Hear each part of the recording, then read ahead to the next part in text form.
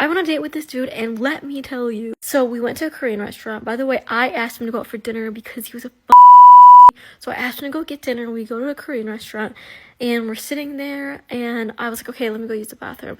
So then I go use the bathroom, and this is a very condensed story, but I come back from the bathroom, and I look at him, and he's eating his bibimbap because we're at a Korean restaurant, and he's like holding a spoon super weirdly, literally holding it like this, and he's like, oh, the spoon isn't working. What do you mean the spoon isn't working? Bro, and then I showed him, I was like, go like this, hold the spoon like this, then you can eat. And he was like, oh. Guys, was he trying to riz me? I don't think he was trying to riz me. I think he was just genuinely stupid. Today, we are going into weird things people do on dates. Yes. Okay. I don't know what it is, but when a girl starts getting comfortable with you, that's when the yapping really starts. You know, at first she's mysterious, quiet. You know, you're thinking, wow, she's so chill, low-key. She was just buffering. All right, once she's comfortable with you, she'll be like, so anyway, I don't know why my coworker thinks I have an attitude when I literally just asked her where the stapler was in a normal voice. And also, don't you think it's weird that cucumbers are considered fruit? Like, what's going on? Yeah. She'll go on a 2-minute, non-stop, no pause monologue about the plot holes in a show you've never seen. You know, or why she doesn't trust girls who wear wedges. You know, and you just gotta sit there, take it in, nod, you know, offer up a, that's crazy every 20 seconds or so, you know? Because if you interrupt her, if you dare say, wait, who's Amanda again? It's over. Okay, then she's like, you're not listening to me, you never listen, this is why I have trust issues. Now you're apologizing for zoning out during a 20-minute rant about a fight she had in 2016. You didn't even know her in 2016. You know? So just listen to them talk. Trust me, I haven't watched these videos, so I don't know what to expect. I'm literally watching with you guys. You know, I'm sure when they went on the date, everything was like nice and chill, and now they're in a relationship, and now he feels like the lady talks more than she used to, or whatever. That is so funny. So I feel like I'm generally like a quiet person, but I don't mind opening up to you when I get comfortable with you. But I mean, I'm not gonna be rumbling about staplers and this and fight from 2016. Why my coworker thinks I have an attitude when I literally just asked her where the stapler was in a normal voice. And also, don't you think it's weird that cucumbers are considered fruit? Like, but come on though, I'm sure the guy also has some things he said that the girl also felt like, bruh, like what do you mean? It's past and gone, like nobody really cares about it, but then she still listened anyways. Right? One time I went on a date with a girl, and after the date we went to my house to watch a movie, and about 15 to 20 minutes into the movie, I tried to kiss her, and she completely swerved my kiss and then made fun of me for it. So I secretly texted my roommate to come up with an excuse to save me from this date, and about 5 minutes later, he gives me a call and says, bro, I just broke my ankle playing basketball. I need you to take me to the hospital right now.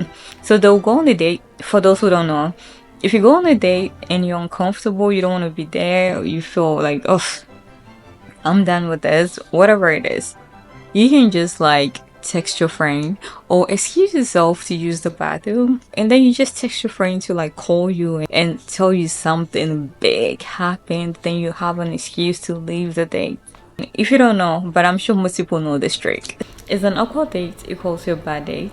My friend and I were at this party, and she thought this guy was cute, and I was like, do you want me to go ask if he's single? And she's like, yeah, well, you and my friend is stunning, by the way. But like, I think it's easier to go ask somebody if they're single when it's not for you. Like, I was like, hey, over here. Meanwhile, if it was for me, I'd be like, I gotta hide. But so I go up to him, I was like, hey, like, are you single? And before I could say, like, I have a friend, he cut me off and was like, no, sorry. I was like, oh, okay, like, no worries. I was just going to introduce you to my friend. And then my friend walks by 20 seconds later. I was like, he's not single. I was like, sorry. I was like, oh, this is my friend I was going to introduce you to. And his eyes literally lit up and he goes, oh, like, hi, like, what's your name? And like, started talking to her. I was like, oh, you were just scared it was me who was asking. Okay.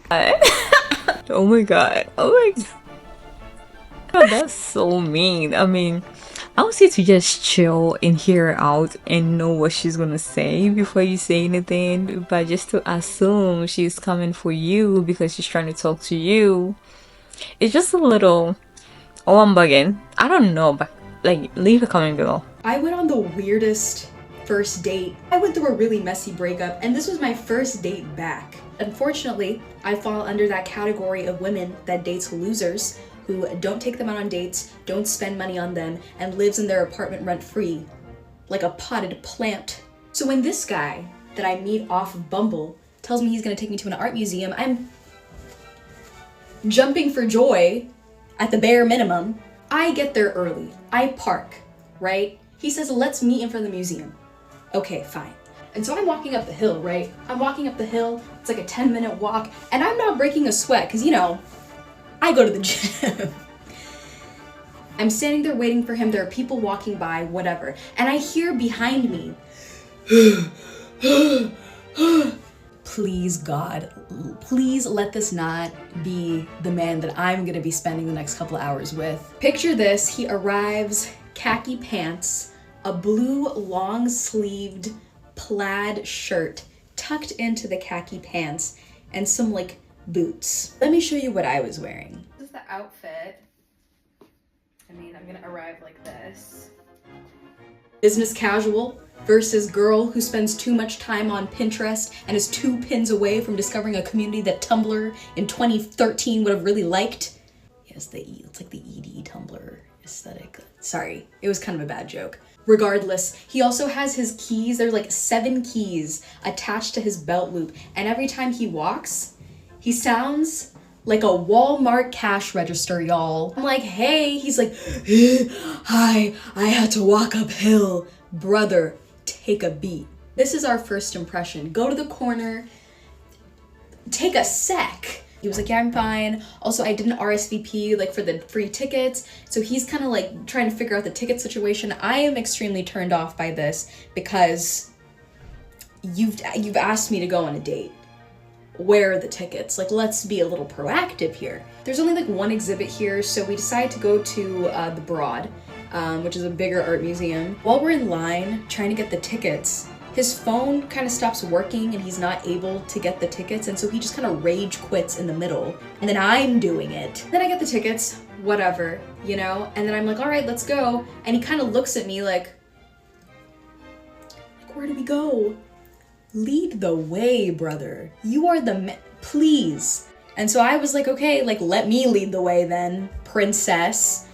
And so, you know, I walk, I'm about to open the door, and then I stop. And then he's like, and I'm like, thanks. And then I walk in. Awkward. After this, we go get a matcha. At this point, I was just trying to give it a really fair shot. You know, I came out on this date. It's my first date back. I'm just trying to make the most of it. He talked about all of his exes, which I thought was a way to kind of make things a little bit more platonic, but that is certainly not what was happening. And then he tells me, oh, I've been pro-Palestine since 2021. You're gonna tell a brown woman? I should have said, oh, only 2021? He then also tells me that he thought that he was bi. And he was like, oh, yeah, like, you know, I tried it out on Grindr, but, like, I don't think I'm bi because, like, the people out there are scared of me. He then says, like, oh, I generally never feel connections on a first date, but, like, obviously that's, like, not how I feel now. And I was like, oh, okay. Also, one of my friends got brought up in conversation who is, like, a popular content creator, and he started freaking out over the fact that I knew who that was. He literally had to sit down. He was like, I'm so sorry. Honestly, like, I'm just a little bit starstruck right now. Like, he needed a moment. Like, and I was like, dude, oh my God. Like, no. He, like, started talking about Hassan, and honestly, listen, Hassan is not my type. I can objectively tell you, yes, he's very attractive, but like, if you are a man and you're on a date with a girl that's not feeling you, please don't mention Hassan, because now I'm thinking about Hassan and I'm looking at you. And the date is over. I cut it short because he is like literally like explaining just the plot. He explained the plot to like 4 movies to me, which movie guys, please stay away from me. I'm not renewing my AMC A-list membership for another man. I literally cannot do it. I don't use Letterboxd anymore. I am traumatized. He walks me to my car. I give him one of these, you know, like one armed hug. Then I leave. He texts me 10 minutes after we've parted ways. No, like, oh, it was so nice seeing you, blah, blah, blah. He says, and I quote, P.S. I would have totally gone in for an end of date kiss, but IDK if that was the vibe and I didn't want to give you the ick. Bro, you gave me the ick when you arrived on our date with black specks under each and every nail that you had. Ew. And white residue in your sideburn. And listen, I nipped it in the bud. I told him I didn't like him. I'll say this, his only crime, being cringe. Your nails are not clean. You come there late, so you have to run, and then you're out of breath. Your outfit is not on point. Like, you didn't even dress to impress. Let's talk about the worst date I have ever been on. You're gonna want to hear this. This happens last year. I am living in Amsterdam for a couple of months. I am temporarily staying at my boss's place while she and her partner are in Portugal. Her place is very nice. It is street level, floor to ceiling windows. They open up to a pedestrian street where people park their bikes. It is beautiful. So I decide to download this app called Feeld. And mainly this is a dating app where you list like your sexual kinks and desires. Yeah. Spicy. So I matched with this blonde woman on Feeld. She says she's from London. She's beautiful. If you know me, you know that I love an English accent. I am set. Let's do this thing. So we're chatting, and me being dumb and naive, she asks, oh, whereabouts are you? I give her the name of my neighborhood, thinking it's a neighborhood, where specifically where I was staying, the name of my neighborhood is extremely specific to a single block. I didn't know that at the time. Send it to her. She goes, oh my gosh, we're so close. Let's meet here. It is like a Saturday afternoon. It's like 2 p.m. So I go meet this person at this rooftop that's like across the river. And I walk up the stairs and I'm like looking on this rooftop and like, I'm not seeing this girl. And I'm like, and then this person stands up and starts waving their arms at me. And when I say I got catfished, I got catfished. Not the same person at all in the slightest. She was blonde, but that's about it. And I'm immediately like, oh my God. What do I do? And this person had gotten there before me and had already ordered me a drink. And I hate secondhand embarrassment, and I am too nice to just turn around and walk away. So I walk over there and I say hi, and I like act like nothing is wrong. That's on me. I shouldn't have done that. We're sitting down and we're chatting, and like I'm thinking in my head, like, how do I like get out of this? How do I tell her like she just catfished me? And she proceeds to tell me a story about another date she went on where a guy called her out, and then she tells me how she followed him home and harassed him the whole way home. So instantly I am like, I can't say anything because I don't want this person to follow me back to my boss's apartment where I'm temporarily staying. So I sit there and I make small talk with this woman, and then like I finish my drink and I'm like, hey, I'm gonna go down and like get us a couple more. Do you want something? She's like, yes. So this is so bad. So I start walking down the stairs and I take off sprinting. Like I legit am sprinting full speed. Like I run down the stairs, I turn the corner, and I'm sprinting down this long winding sidewalk that leads to a bridge that crosses over the river. I sprint until I cross that bridge. I'm like, okay, whatever, that's done.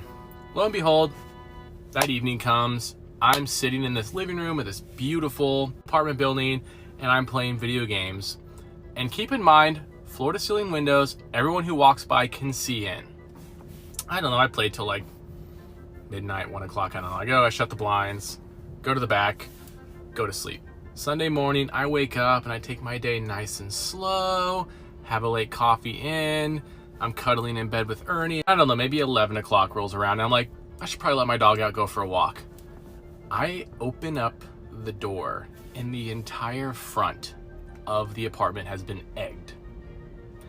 I then turn around and I shut the front door, and there is a giant sign on the front door that says, Rob, your smells like prawns, you American ass. I have heard, I don't remember exactly what it said, but it said something along those lines. I am mortified. I rip the sign down, I go back inside, I shut all of the blinds, and I'm thinking, I've met my boss's neighbors. I've met my boss's neighbors' kids. This sign has been up all night and all morning. How many people have seen it? This is a pedestrian walkway with hundreds of bikes parked here. Hundreds and hundreds of people have walked past this, seen this sign, and I'm like, what do I do? I'm checking out. I'm cleaning up and check out. She knows where you live, so you gotta get out of there because she is nuts. I call my boss, I tell her, I'm mortified. We have a really good relationship, and I tell her, and I'm mortified. And she says, oh honey, it's okay, blah, blah, blah. She like, I'm like, please talk to your neighbors and tell her, like tell them that this is not a true story. I go outside, I clean this up, like as there's nobody walking. Like I'm looking outside, okay, nobody's here, go out, scrub, come back in if I see somebody walking. I literally do not leave that apartment for like the next couple of weeks unless it's like super early in the morning or late at night because I'm that embarrassed and that mortified. That is the worst first date I've ever been on. Sure, this is enough. Oh, you done commenting? Yeah, I really wanted to